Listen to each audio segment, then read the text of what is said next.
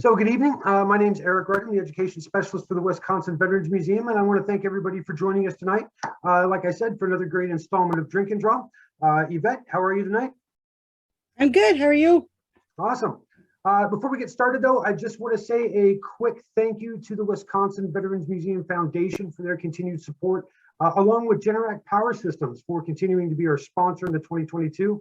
Without those two organizations, we wouldn't be able to put on all the free programming that we do, not only Drink and Draw, but our movie discussion nights, our curator conversations and book talks, trivia, just all the great virtual programming that we do. So thank you again to the Wisconsin Veterans Museum Foundation and also to our sponsor, Generac Power Systems. Tonight, Yvette is going to be taking us through another art lesson. This is beyond my territory, so I will stop talking ASAP and let Yvette take over and let the pros do what the pros do. Yvette. Thank you. So I'll go ahead and spotlight my video. Hey, everybody. Welcome back to Drink and Draw. I'm excited to have you here tonight. For those of you that joined us last month, it was a pretty great night with Amber Zora giving us her lesson on Sumi ink drawing. And by request this week, we're going to go ahead and focus on colored pencils. If you haven't had a chance to visit the website and the blog post to see the image we're going to be working on tonight, you can visit it. Molly's going to put it in the chat, the link in the chat to our webpage. You know, if you're on your phone and you maybe have access to your computer, I know we can't really juggle. Some people can't really juggle two technologies at once. So I will be showing the image as you can sort of see it in my background. I'll be covering up my video in a minute so you can see that, but I also have it in the drawing area that I'll be drawing from tonight. So we're going to be using an image from Roy Zarin collection. Roy was a photographer in the Army during the Korean War, and I'll give you a little bit more background about Roy, but the reason why I chose his images was because he took beautiful photos in what's called Kodachrome. So some of you might be familiar with Kodachrome photographs. There was a processing type of film and processing, and the photographs have a really beautiful amber hue, and they also have really rich blues and grays. And so it's the middle of winter. It's usually around this time on Drink and Draw, we do something for Valentine's Day. We didn't fall on Valentine's Day this year, so I kind of wanted to not do that, if that, you know, because I wanted to think about doing something different. So we're going to look at images that are from the cold, but using warm tones. And this photo that I got, I think covers that really well. For those of you, some of you emailed us ahead of time, and I was still uploading the images to our blog post, and there's another one of Roy's images of a soldier holding a bouquet of flowers. If that's the image you got, let me know, but we're going to be working on the fishing boat. So I'm happy to work on both if we need to, but I think for the sake of tonight's tutorial or just Drink and Draw, we'll focus on the boat. I will say this much, I say tutorial, but really Drink and Draw is for us to gather around, get our art supplies and draw. And I like to tell stories about the collection from the Wisconsin Veterans Museum and a little bit about the art practice too. So if you do need some more tutorial as I'm going along and talking, feel free to use the chat function. As you can see, everybody's videos turned off and their audio's turned off. So you'll need to utilize the chat function. Molly is here with us tonight, watching the chat function. And at the end, we may, if we have time, we may reach out and see if anybody wants to share their images, and we'll try to make arrangements to accommodate that. And thanks to some of our suggestions from the last Drink and Draw, we now have our closed captioning on, so feel free to use the closed captioning, and the alt text is on the images on the blog post. So if you need a descriptive image, a description of the image that we're drawing tonight, the alt text is all set there. So without further ado, let me take myself off the screen and go ahead and spotlight our drawing. So I'll add that spotlight, and I'm going to remove myself. And because we are recording these, I want to keep the spotlight on our drawing surface So from time to time, I will bring the image back. Just feel free to let us know in chat if you need to see the image in a better focus, or you need me to zoom in on it. I also have my iPad here because you can see my printed out version, the color's not that great. So I have it here on my iPad, and I'll close off the shadow so you can see some of the color of this image. But you can see here the image that I chose. It's a crisp, cold day.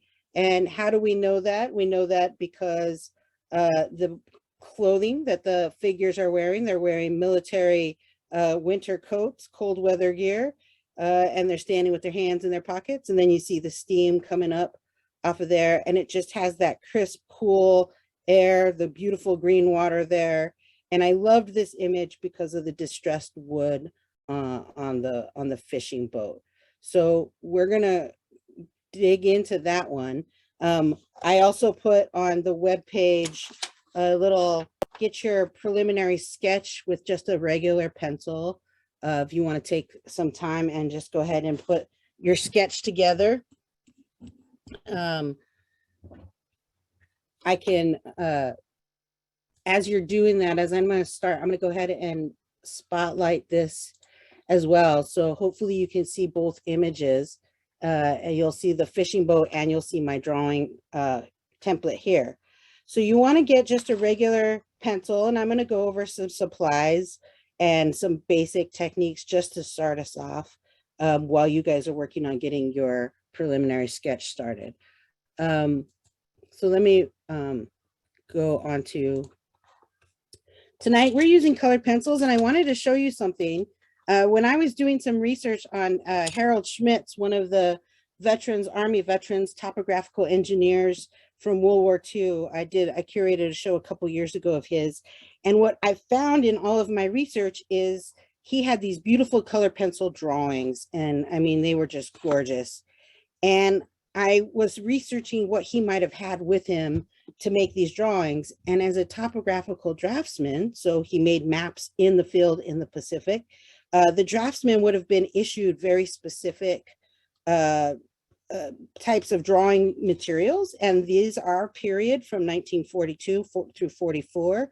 And these are the leads that would go into a mechanical pencil, which I have a version of it, but it's sort of rusted out. I found a bunch of materials online. You can see here, this is an old mechanical pencil that's rusted out.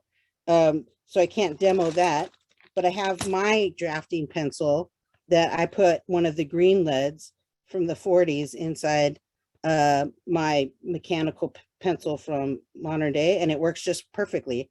So you can see, you can really extend that lead out quite far, and they would have kept them very sharp.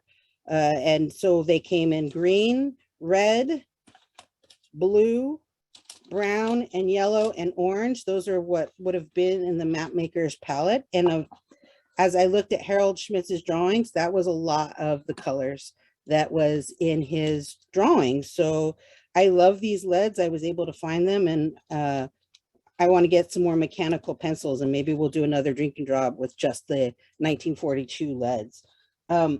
So for tonight, colored pencils, I mentioned a while back, we did a portrait class, and I said, these are my color pencil of choice, Prismacolor color pencils. They are at all of our artists and craft stores. They're a little bit more pricey, but they're worth it. They are very smooth like butter. So unlike regular like Crayola pencils, they have that scratchy feel. These are the Prismacolor, and they go down really soft and smooth and glide across your page. And you can use things like this blender, or they have metallics, and then there's a blender that you can blend all your colors together.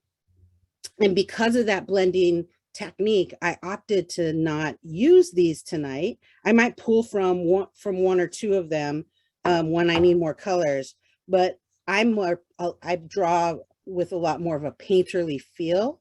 So I end up blending a little bit too much. And I decided that I think I wanted to go with a little scratchy, with the scratchier pencils, partly because that's what a lot of folks are going to have at home. They're going to have the little bit more, these are the colored pencils from one of those like artist kits you get like around the holidays. You see all those artist kits. So I had these around the house and I started using these. And one of the reasons is, as I started doing some practice drawings, when these are sharpened, I wanted to go, like I said, these drafting pencils, they could get them quite sharp, right? Well, how do they do that?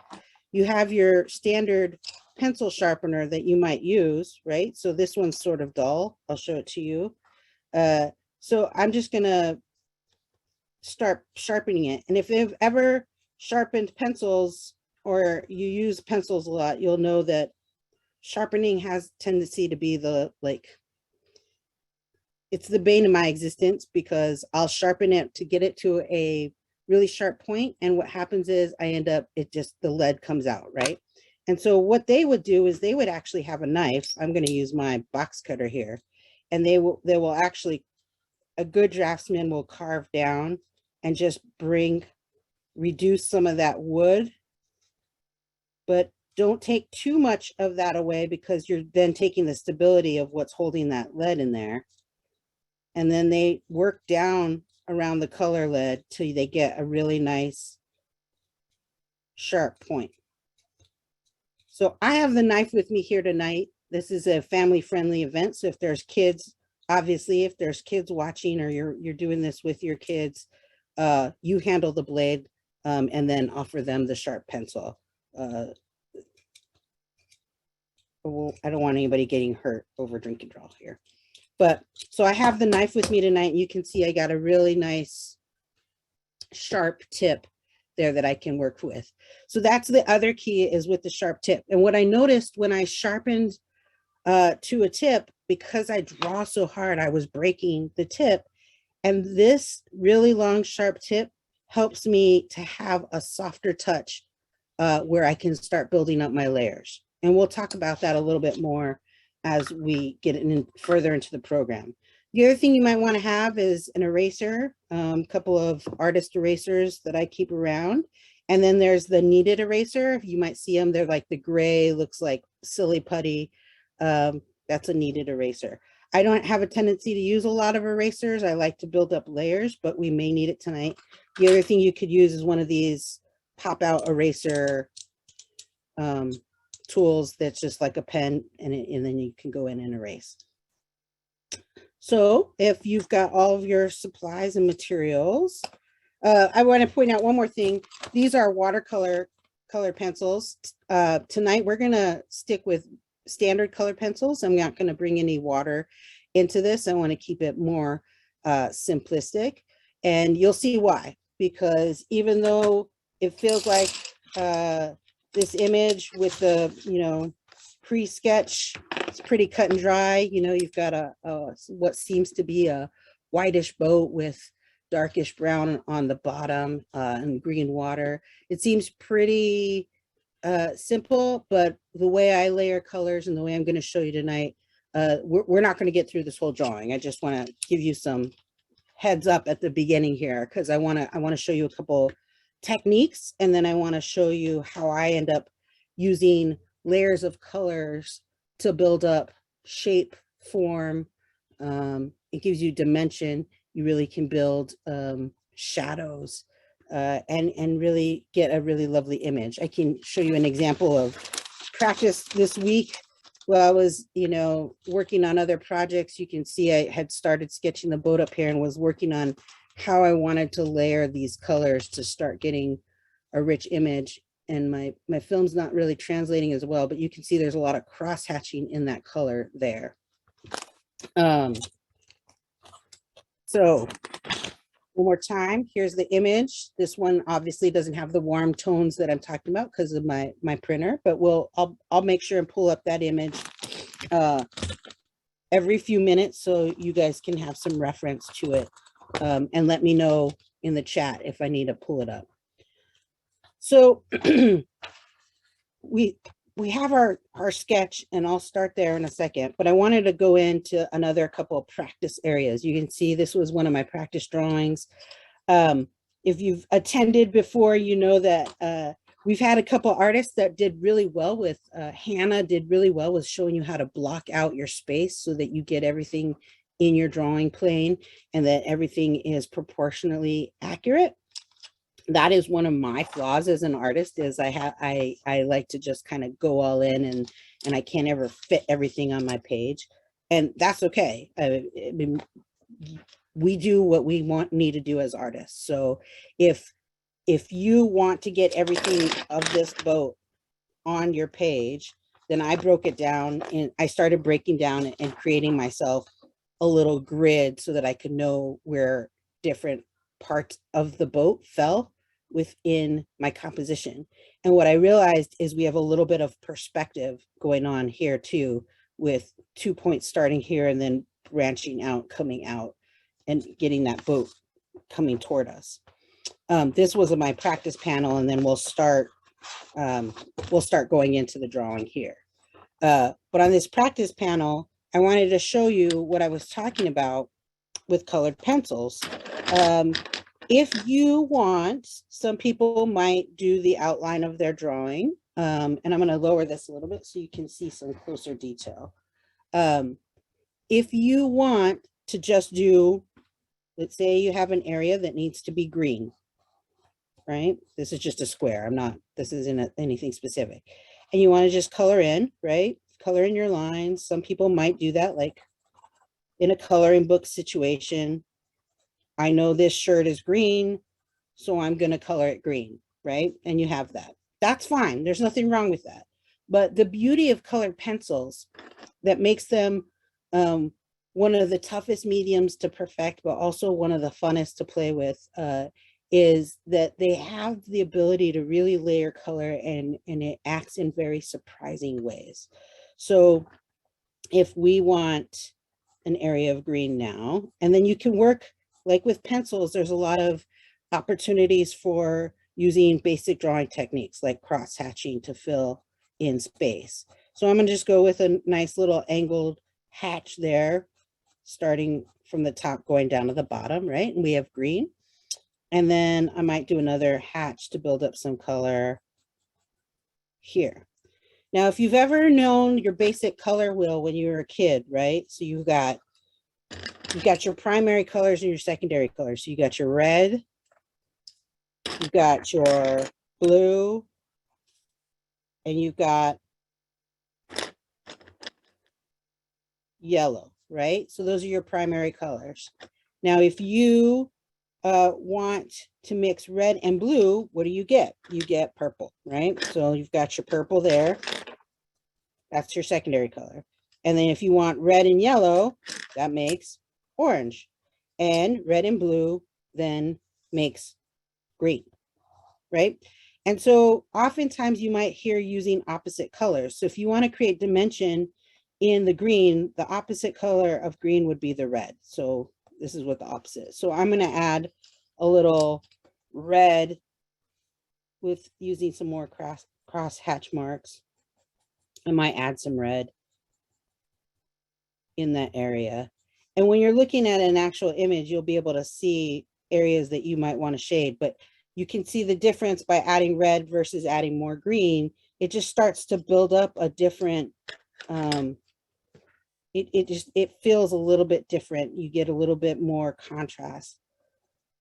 And you can really work things out with using different layers of different colors to really, and how you put your line work down to really just start creating spatial, dimensional drawings. But here, I'm just playing with cross hatching here. And when I say cross hatching, I mean, you can just hatch from one side to the other, then just do a like X marks the spot across it to fill in areas of color, go up and down, and then horizontal left to right. And that's how you can start filling in color. And you can do that using different colors to really start to get this mixtured look of colors here. So I really started on this boat. And of course, I challenged myself, which I always have a tendency to do. I keep picking these images for Drink and Draw that look really beautiful, and then they become very difficult when I start getting into the drawing, because this is white. And so for painting, that would be nice. You start with your dark colors and then you start adding up layers, and then you can just add your white on top. With colored pencils, you really can't do that. You have to think about what's underneath and start lighter to dark. And when your top color is white, it can be a little bit difficult. You can always go in and erase things out, but it doesn't work the same like it does with graphite or charcoal. So just keep that in mind. It's not like I can just go in and erase. And you do have white colored pencils. This is where I like the Prismacolor too. The white color pencil acts a little bit more like it will have a cover layer. It will cover up some of these colors underneath and create this beautiful painted top layer. And then I can use that blender that I talked about and go in and really start to develop the white of the boat. Whereas the more scratchy type color pencils, I can draw white on top all I want, and you're not really going to see much of a difference. So as I'm adding the colors on the white of the boat, I'm keeping in mind that I don't, unlike with paint, I don't have the ability to just cover with white. So it's kind of a, it's not going to be an exact rendering of this boat. Let's go ahead and start. So go ahead and pull this back up really quickly so we can see the full picture. I'll pull the boat back on here so we can see this. Again, let me cover that light up. So if you look at the boat here, this is what I was talking about with the wood, you know, being distressed and has this wonderful amber color to it. I'm going to start adding some amber, which you can see on the drawing. I already started adding a little bit of that yellow. And then we've got the really crisp white here. And I've got this ship in the background here. So as odd as it may seem, I'm going to actually spend some time working on this ship in the background to show you how those layers of colors to really start building up those layers, just so you get an idea of what I'm talking about. So let's start. Nothing to do but begin. So we've got my outline here, and I've got the yellows. And like I said, I'm going to go ahead and start in, and I'll zoom in so you can actually see some of the hatch marks that I'll be making.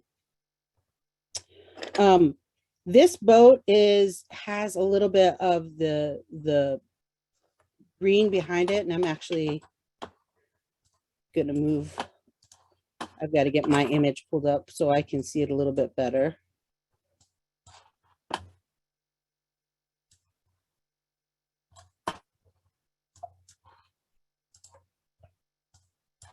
Sorry, y'all. I need to be able to see my image too, my reference drawing. Okay, so this area here, I'm going to go in. And one of the things with the layers of colors that I learned was that you have to learn how to look differently. Colored pencil helps you start looking and visualizing what you're seeing is not just green, or it's not just blue. There are other underlying colors, and start to examine other colors you might see on the surface or below the surface. And so I often find that I see a lot of greens underneath the surface. So you'll find green. And Lisa, I can do a double spotlight too here for a minute. So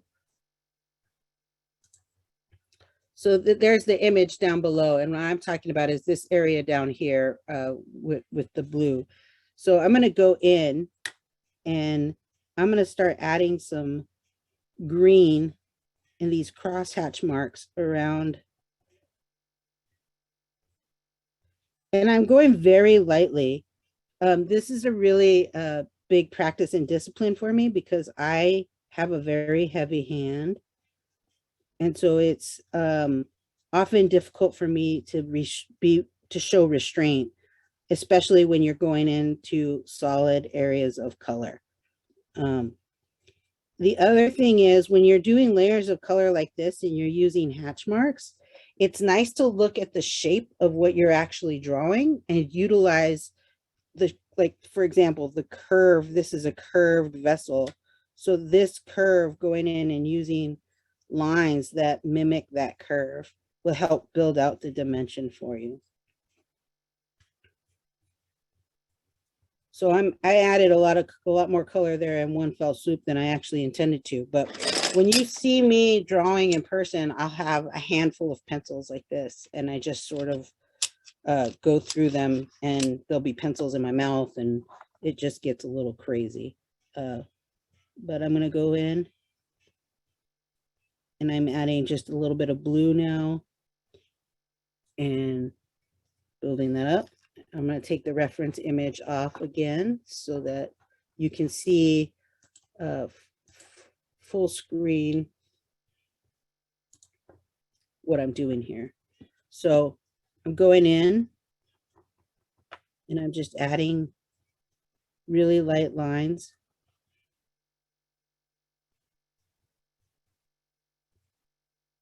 And I apologize. I realize as I'm drawing, I'm shaking my camera. So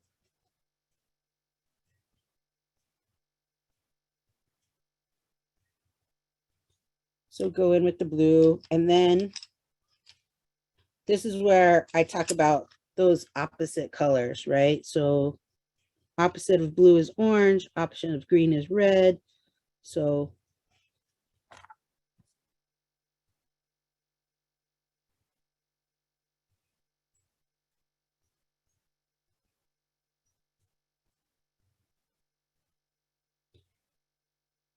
and some folks might be like, I don't see orange. Where are you seeing orange at that? Well, for me, it's just something that I've practiced as I've been going on my whole life, of just learning to see colors and how different colors build up to make things look like they're three-dimensional objects. How the light reflects off of objects makes a difference too. But you can see I'm already starting to build that in and make that, have that feeling of that ship in the background. I'm going to add a little gray in there.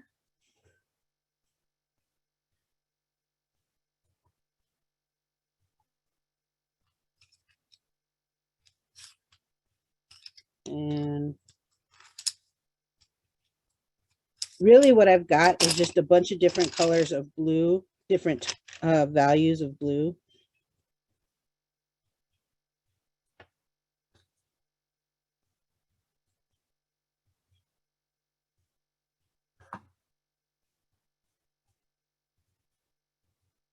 And if you want to really practice patience with your drawings, colored pencils are lovely. One of the reasons I started using colored pencils was I was working at a receptionist, as a receptionist a long time ago, back when I was 18, 19 years old. And I had to sit at the front desk of an office for a really long time. And I was a temp worker, so I didn't have additional work other than being at the front of house. And I ended up keeping colored pencils and pens and paper, and I would draw what I would see around me, and spent all day with colored pencils. And I drew it. I still have a framed image of my coffee cup that my father gave me, that he drank out of every day, that I sort of inherited, and ended up drawing that coffee cup, the 7-Eleven coffee cup, with layered colors of colored pencils, because I had all day to just sit and really develop this layered process.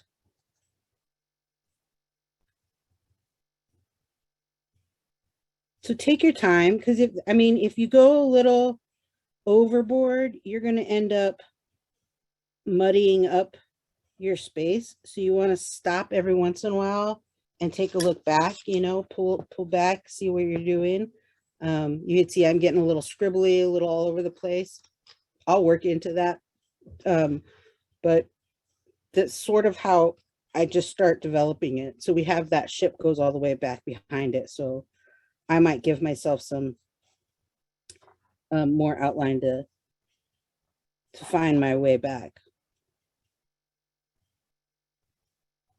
So again, just using small little hatch marks. And this is where getting your pencil really sharp will help too, because then you'll be able to make really fine, thin lines. I didn't really overly sharpen my pencils before we started, so my lines are probably a little thicker than I would normally go for. But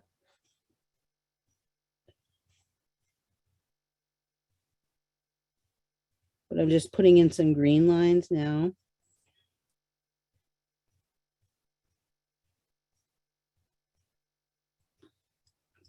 And then I'm going to put a little, let me look at my image again. It gets a little, let me highlight this image again. So it gets a little, you can see up in this area, it starts to get a little brownish. And I just realized that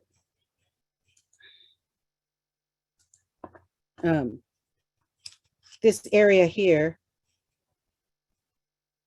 starts to get a little bit lighter brownish color up in here, a little bit lighter green. I would say more of an olive green. So I might actually start adding some yellow in there to pull out that green when we build up the layers. This is more of a gold than a yellow.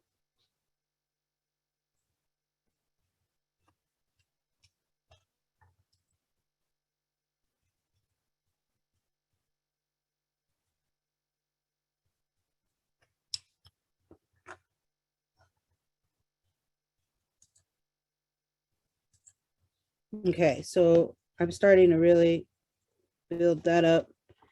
And then I'm going to add some oranges in there.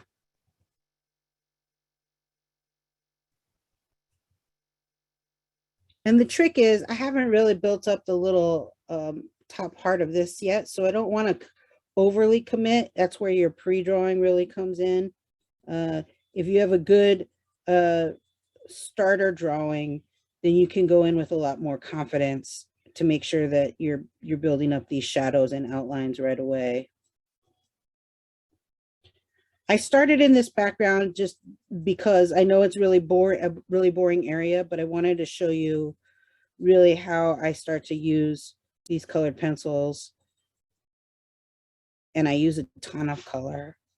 And people that use colored pencils, not everybody uses that much color. That's just the way that I've always used colored pencils. My background was colored pencil portraits. So for me, it was always about finding the colors in the face that most folks wouldn't normally think were in our faces, but our skin tones have a lot of different colors. So I'll go in with a little bit darker green here. And then I want a sort of lavender color. This is a wine sort of maroon. I'm going to go in there. There's some shadows.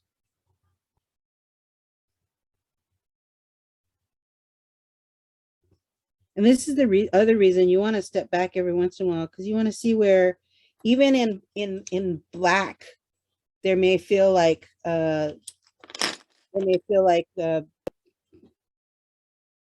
in order for black not to feel like such a void, you have to figure out how to find light into that area. And layering reds and blues and lavenders will really get you that nice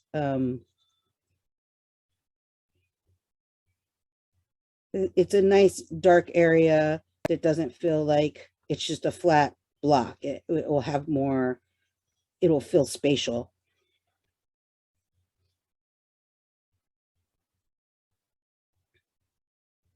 So I won't spend the whole evening on this area. I'll probably move on here in a second and just start layering in some layers of color. The other thing I didn't show you on our practice was I've been using a lot of the tip of my pencil. But other things to keep in mind with colored pencils is that, especially when you have a good sharp colored pencil, like I showed you, I'll go ahead and sharpen. We're going to have some green water, so I'll just go ahead and sharpen this one. Using the side of your pencil and changing out how you hold your pencil is really beneficial when it comes to different ways to add to your drawing. So we're here, if we're on the drawing here. That's a really reflective, sorry about that. I'm going to go in on some of this water here and use the side of my pencil to just go in and sort of start making some of that wave action with the side of my pencil. So, and for the sake of just conversation tonight, I'm kind of going to be all over the place. Sometimes I'll focus on one area when I'm working with colored pencils and just spend a lot of time building up that detail. And then when I feel like maybe I'm getting too far in the weeds with it, I'll take a step back and go work on a different area and then come back just so I don't overdo it on one spot.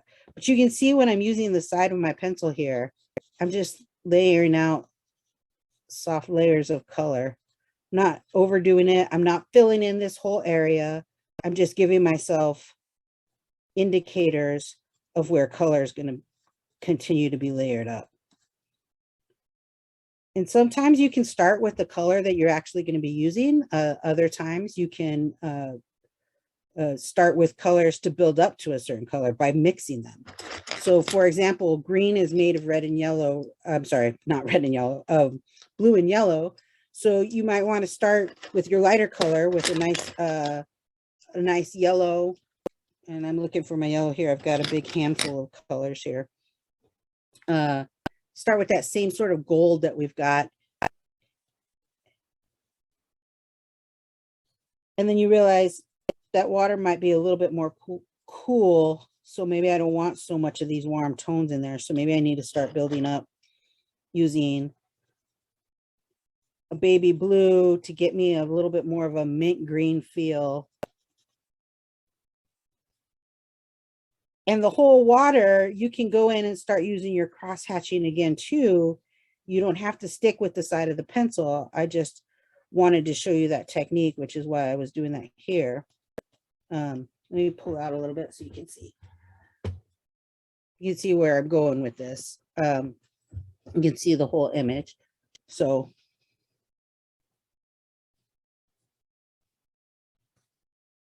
just going in, working, you can see here, I'll put that up top so you can see where some of these ripples are. And again, that gets really dark, right? So this is one of those examples. I'm going to look at my original. In here, there's a lot of brownish color, and believe it or not, there's some pinks in there. So I might want to find a nice soft pink. And this is one of those where pink is a variation of red, and red is the opposite of green. So it's going to create that depth in there. So even though you're thinking there's not pink in that water, when you start adding it, it gives you that nice little touch of variation to build something and help your eye understand what you're looking at. And you know, just because we're drawing something so literal, your drawings don't have to be literal. If you want your water to be a different color, want it to be magenta, make your water magenta. Like, experiment, do what you want with the image. especially for drink and draw. I mean, we're supposed to be having fun. We're not supposed to be, I'm not going to be offering you guys certificates of completion after this. This is a let's get together. Let's look at some images. Let's talk about Roy Zarin. Let's talk about the collection in the Wisconsin Veterans Museum and draw. You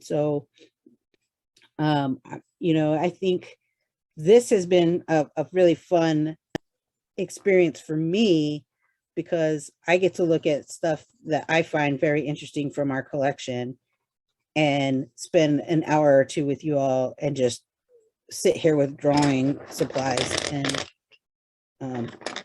my bosses are happy with me. So I can't ask for a better situation. So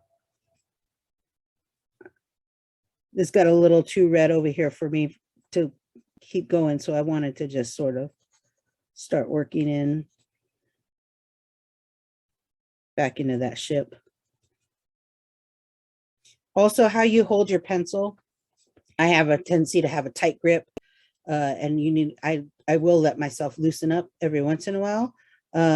Ways to get yourself to loosen up: hold your pencil further out so that you get a little bit lighter touch. There's also little pencil extenders that come in certain kits that you can do. Holding your pencil to the side, just variations of how your hand holds the pencil can help dictate what goes down on the paper.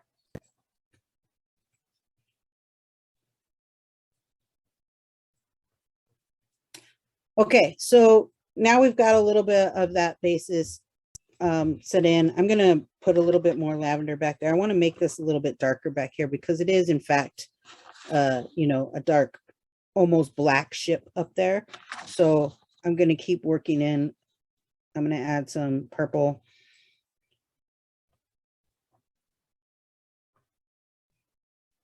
And if you've ever had paint or discarded paint, and you notice, like, if you put all of your extra paint in one bucket and you mix it all together, you're usually going to get like this browny muddy color. Sometimes you might get, you know, you're never going to get black no matter how hard you try. I've learned that the hard way.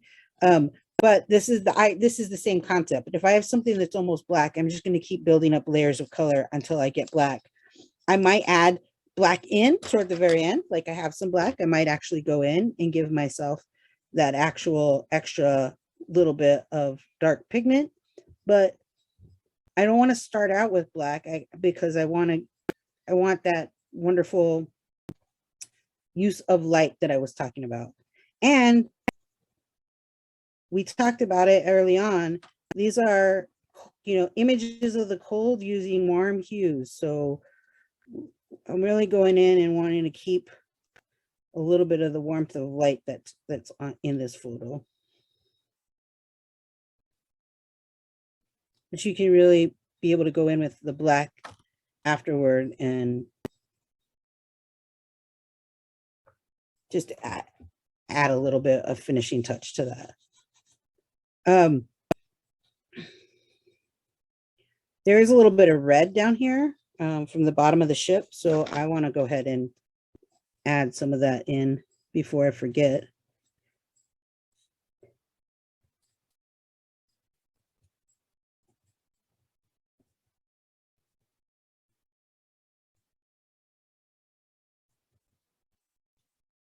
And don't forget, if you guys have questions, let me know. Go ahead and put it in the chat. And I've got chat pulled up so I can see if Molly's looking out for me, but I also can see it on my screen as well.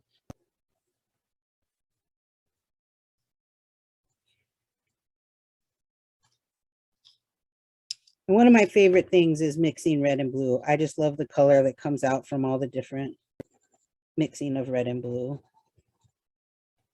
So you'll see that a lot in my drawings.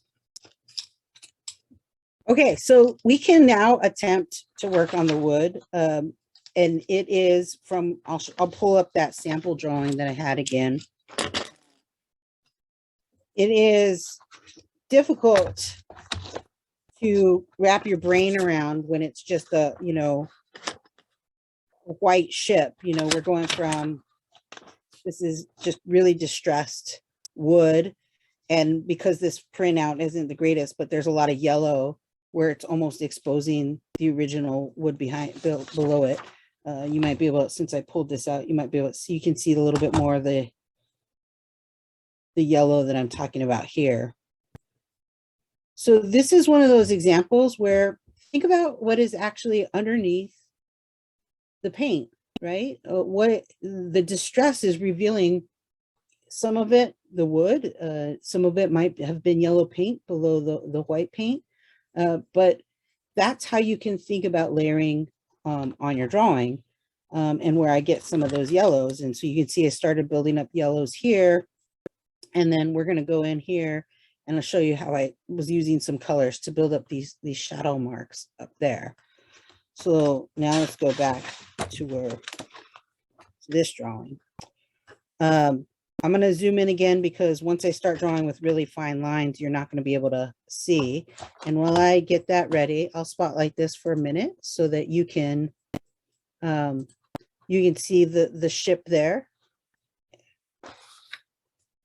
Now I was born on land and I didn't get around ocean and water up until later years. So if my terminology for water vessels is incorrect, feel free to let me know. But I do know that this is the bow of the ship, and this is a fishing boat. So I probably should be calling it a boat or a vessel. But I just want to like give you guys that, you know, heads up that I'm working on my water terminology. And I realized too earlier this evening that I spent 2 drink and draws working on like ships. So that's an interesting direction for me. We'll probably return. Well, next month we actually have a fun program, which I'll tell you about at the end of the night, which we're getting through. We're trudging through some time here. So I better get started.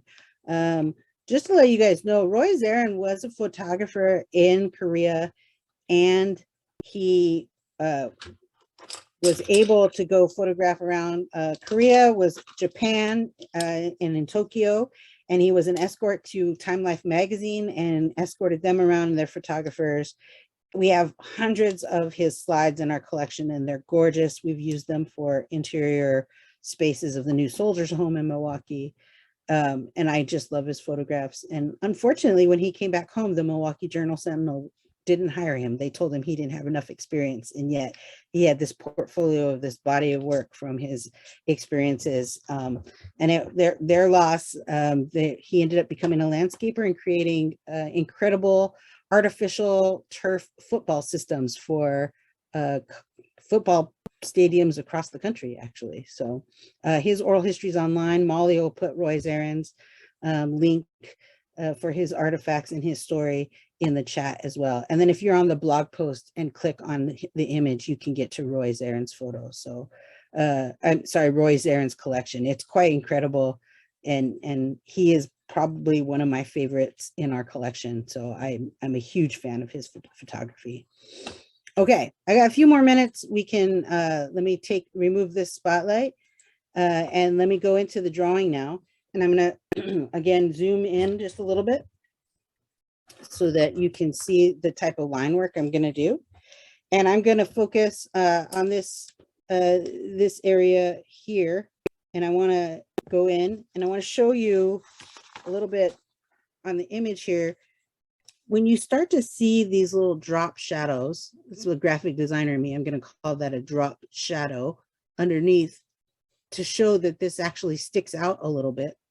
In the color photograph, which is, you know, the real true color, you can really start to see a lot of colors underneath there. I see purples, I see reds, I see oranges, I see yellows, but really right here, I see a nice, lovely, like lavendery purple. So, you know, there's things that you have to start looking at to really examine how you use your colors to your benefit. So I'm going to go in here, and we don't have a lot of time, so this is just going to be real basic. hatch marks. I told you guys I wasn't going to get through this drawing. Maybe we can revisit this drawing in a month or two.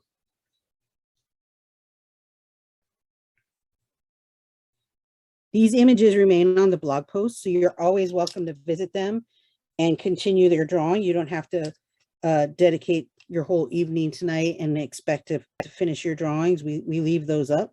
So if there's drinking draws you've attended before that you want to finish drawings and you feel like it was really rushed, then we have them on that blog post. You can just go and see whatever month of drink and draw. Like even now I'm a little rushed, so I'm getting a little sloppy here, but I just want to show you I'm using, there's some red and blue, and I'm going to go in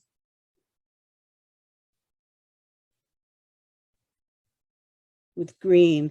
And then there's an area, I mean, I look at these, you can almost see like the water, where the water has stained it a little bit. I keep an eye out for those, and that's where I start making those. I start dropping down color a little bit further down, depending on what color I'm using. Where's my lavender?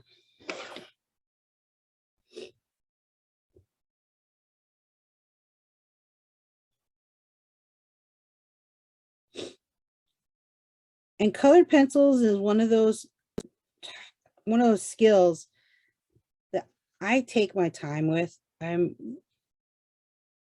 45 minutes to an hour for me to get through a drawing is near impossible. I think when we did portraits, I did it on my iPad, and I had, pre-drawing and pre-drawing and pre-drawing, and I was able to fast forward for you guys so you could see.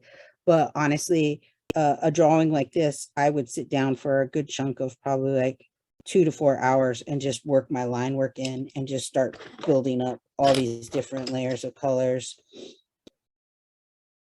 It's definitely one of those processes that there's a method to my madness, and I'm getting a little bit better at explaining it to people, but it seems a little crazy, like rainbow colors right now, right? For this really white boat. But it does come together. It's really nice over in this area. When I was doing my practice drawing, there's a lot of rusted out areas here. And so I could build up, I could start building in start with a little bit of red.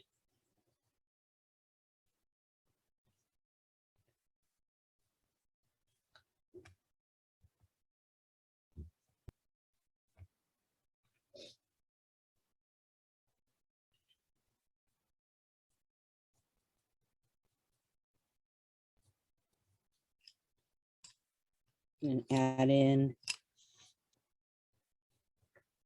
get some oranges in there.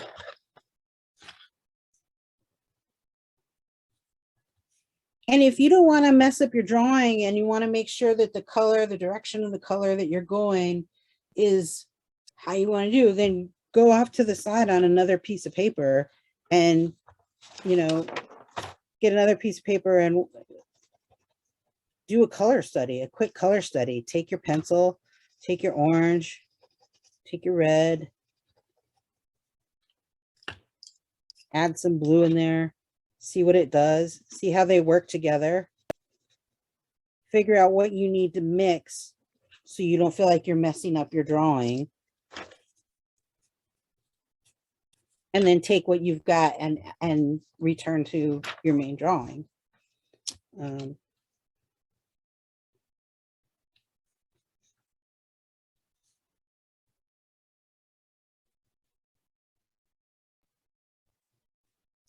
All right, so do we have any questions? Let us know in the chat box. Tonight flew by. Yeah, we haven't gotten you yet, Yvette. Okay. I'll keep drawing for just a few more minutes, and then we'll maybe see if anybody wants to show us some of their, we can let them in and they can show us some of their drawing for tonight. The other thing is I didn't get to on the wooden area here. When you look at, I'll go ahead and spotlight the main image again. You can see here, we've got this distressed wood, which has the yellow. And so I'm going to go ahead and take this, my yellow, and just do these hatch marks in there. Indicates to me where I want to go in and build in some of that.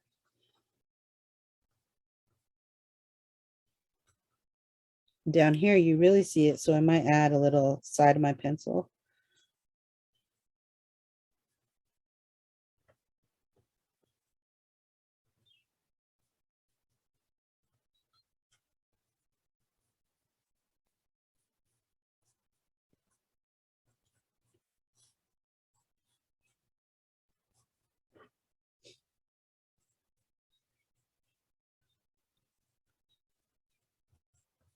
This is where I'm just using line marks.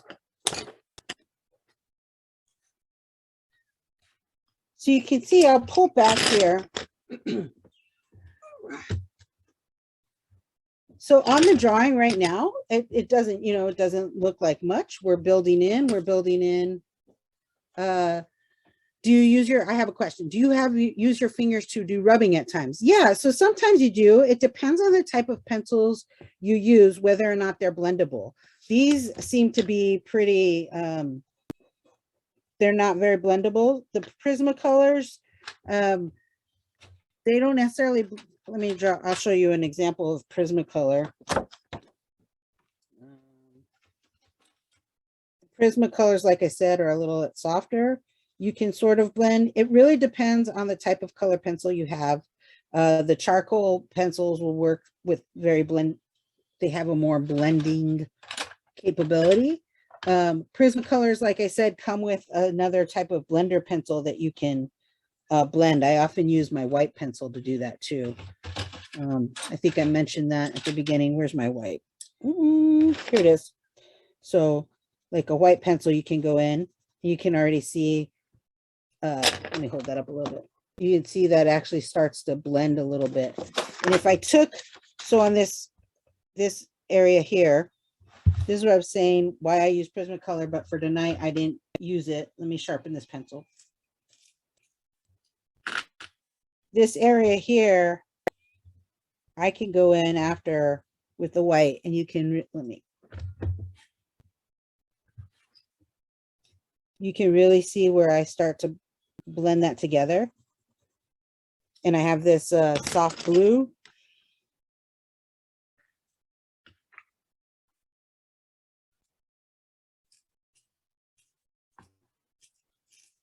That's where I'll pull my Prismacolor color pencils in, is I'll bring in this soft blue, which that ship actually in the photo, the white read to me as a soft blue, almost mint green. And when you mix this blue with that yellow, you start to really get that. So that's where I'll soften this up after I've drawn in colors, is really start to blend. But for me, the finger doesn't really blend on these types of color pencils that I'm using. I'm trying to think, I had the drawing I prepped for tonight.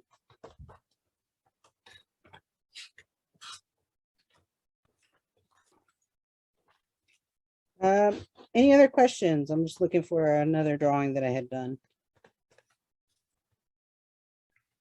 Oh, thank you.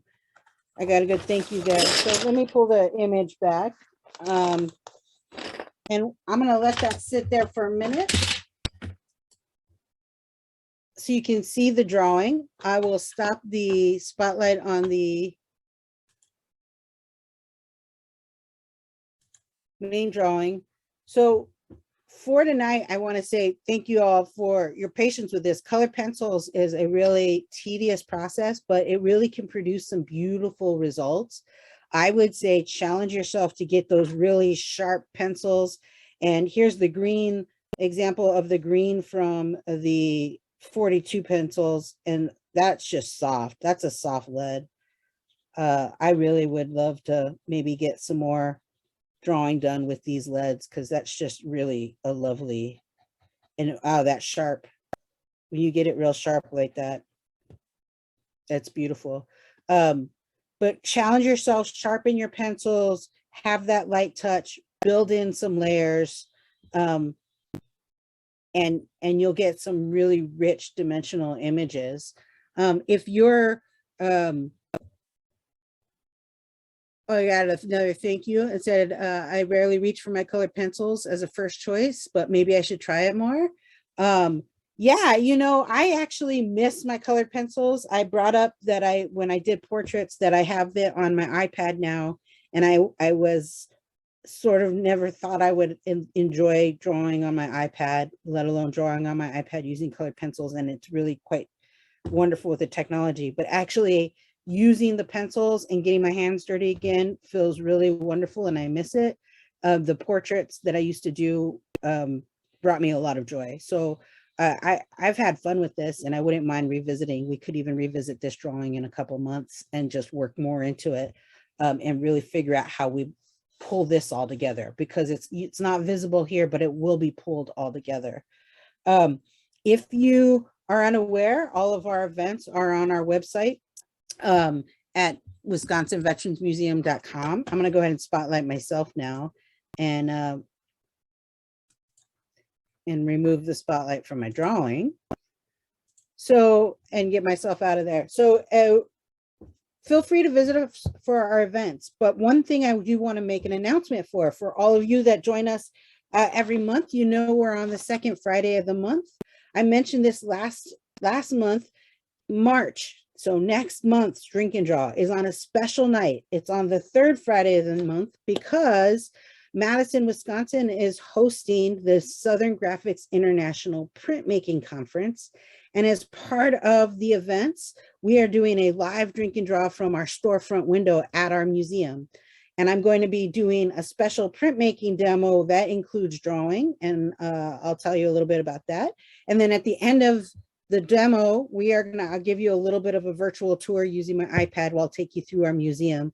So if you don't live in Madison, you'll finally get a chance to see the Wisconsin Veterans Museum in the flesh, well, virtually, that is.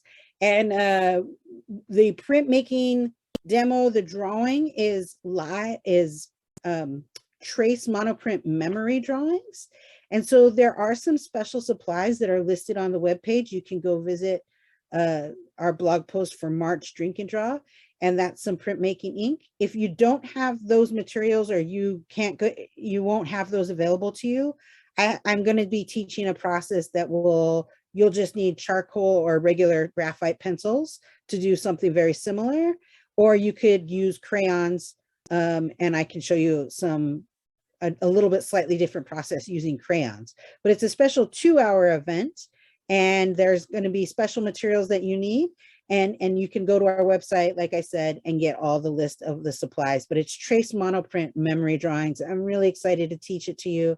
And I'm going to be in a storefront window at our museum with people walking by and waving at me. So we'll see how that goes too. And then, of course, the rest of our events that we have trivia night coming up. We have a lot of curator conversations. We love having you guys at all of these events, and I thank you for being here tonight. Is there anybody, let us know in chat, that wants to maybe show us their drawing? We can go ahead and give you permissions to do that, but we need you to let us know.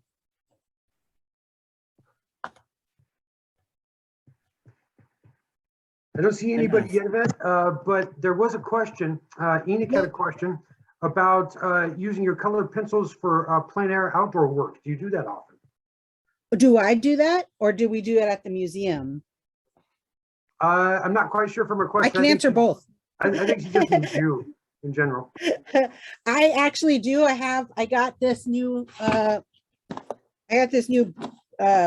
plein air. It's a Gorilla painter's box, and it actually hooks up to the bottom of your tripod.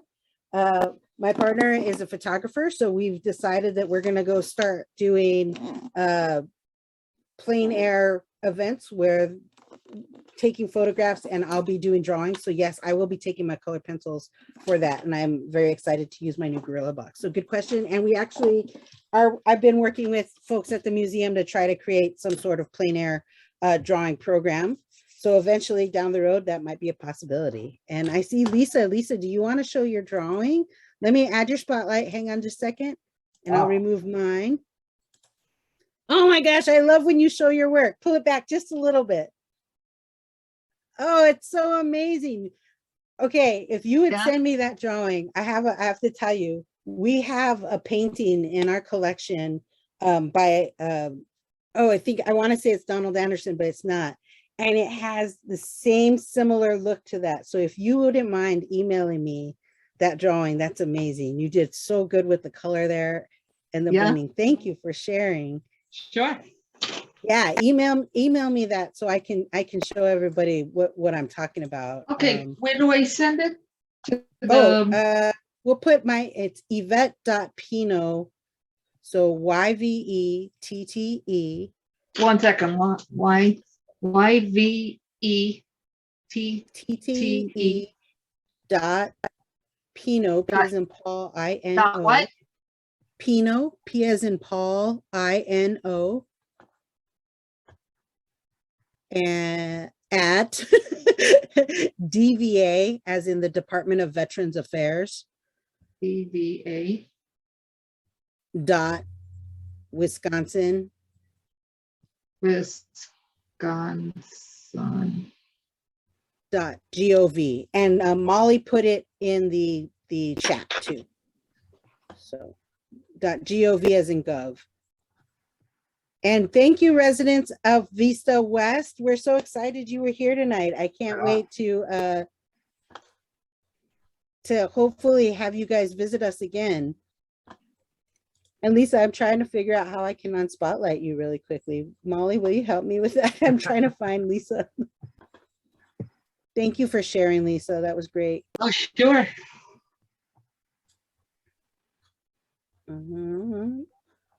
Okay. Anybody else want to share their images? Yeah. Thank you, Molly. Let me sign it. Yeah. So if you guys have any other requests for Drink and Draw for our tutorials, let me know, and we'll go ahead and start prepping the classes. I definitely feel like after doing this drawing that we need to set up a perspective drawing class, and I want to bring in somebody that's really well versed in that for my benefit too, because I am never any good at perspective, and I'd love to we have so many images from the collection that would work really well with perspective. So I want to say thank you once again. Eric, do you have any other news? I want to remind everybody, special night for Drink and Draw in March, and get your supplies ready. Yeah, no, we're looking, all of us, everybody in the audience tonight, and those of us on staff, we're really looking forward to that event. It's going to be a lot of fun, especially since we're going to be right in the front store window. Yeah. I always love when we just be able to right there with the crowd, with the public. It just makes our events, that much more interesting, that much more engaging. And like you said, just thanks to everybody tonight for showing up tonight, especially the residents of Vista West. It's great to have you all on board. That's a nautical term, Yvette, on board. On board. And yeah, like Yvette said, you can find all the rest of our events at wisvetsmuseum.com. We do have trivia coming up next Tuesday night. We also have our movie discussion night coming up on the last Friday of the month. And we also have some book talks and curator conversations coming up as well. On the 21st, if I'm not mistaken, our archivist, Mr. Russell Horton, is going to be talking about PTSD in World War I. And then we also have, at the beginning of next month in March, we have a local author coming up for a book talk, and she's going to be talking about the Greenbush neighborhood here in Madison during World War II and what was going on there. So it's always nice to get that home front perspective also. But like I said, wisvetsmuseum.com, all of our events are listed there. And because of our sponsorship through the foundation and through Generac Power Systems, they're always free as well. And so thanks everybody for coming out tonight. I hope you have a great rest of your weekend. Yvette, awesome job as always. You do such great work. And then of course, Molly, running the boards, thanks again. And we'll see you next time. Thanks everybody. Thank you everybody. Have a good night and have a good weekend.